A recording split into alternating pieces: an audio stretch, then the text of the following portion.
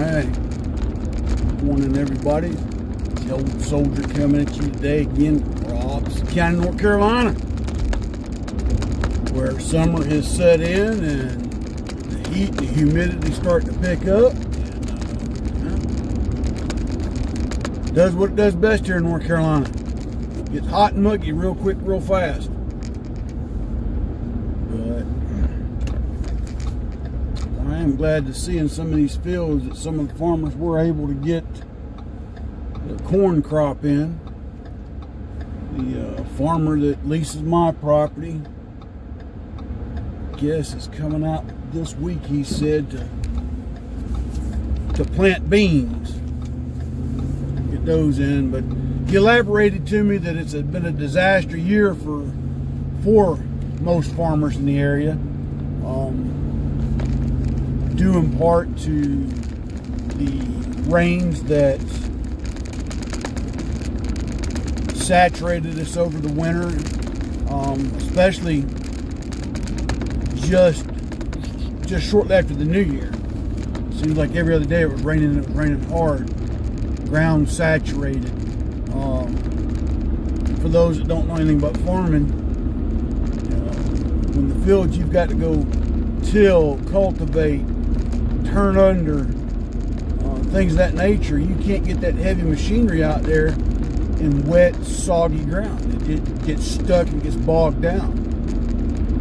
So that put them back quite a bit. And then to top things off, the other day we talked about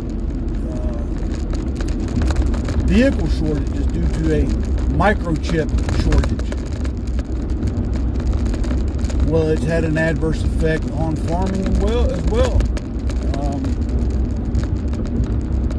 He told me that he had one of his machines that had to get repaired. I think he said it was a planter. And that it was 7 weeks to get the part he needed to get it fixed. 7 weeks. Folks, that's a long time.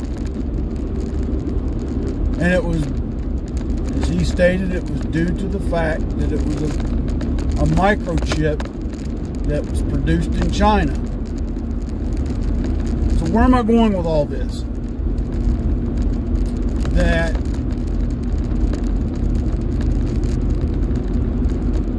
we have become far, far too dependent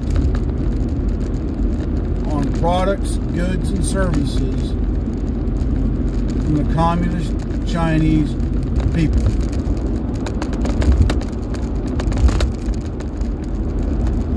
It's it in a nutshell.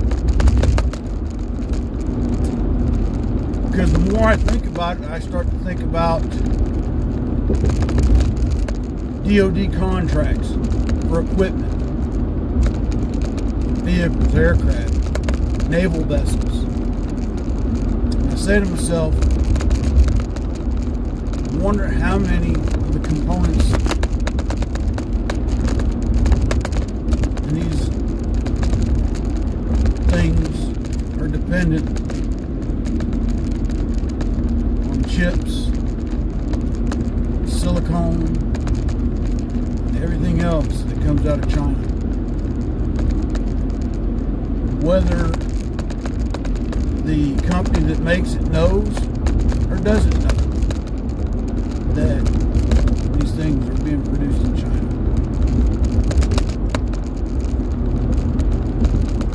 Almost, this is a wild tangent, but bear with me.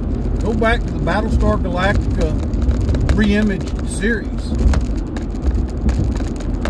where the Cylons, the bad guys,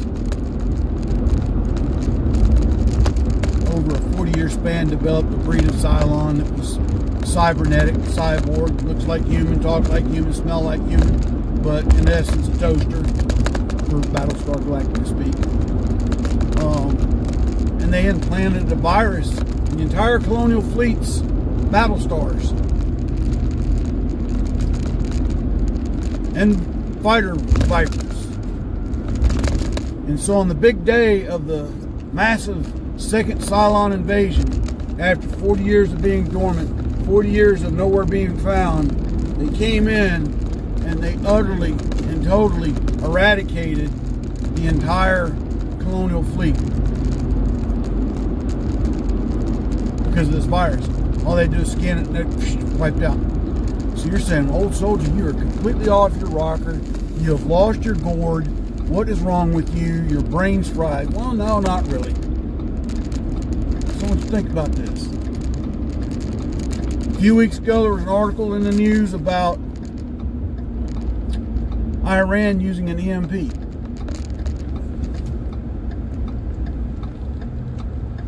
Okay? Potentially developing an EMP weapon. Where do you think Iran's getting that technology to do things like that from? Who do you think Iran's in bed with? So, you see the point I'm getting at. What led us to this is anybody's guess. Some would say it started when Richard Nixon went and visited China.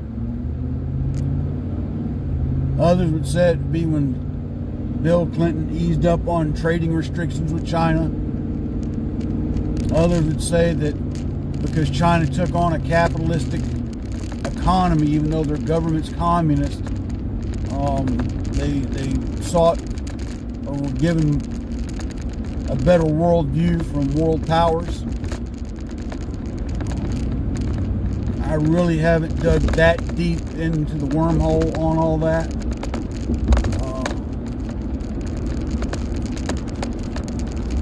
The best I can tell you is that whatever reason, China's got us by the you-know-what. And if we continue to go down the road we're going to go, it ain't going to look good, folks. But until tomorrow, my friends, God bless, take care, stay safe, stay vigilant, stay armed. Keep your eyes open, ear to the ground, and your neck on a swivel, folks. And we will talk at y'all tomorrow. Soul Soldier out.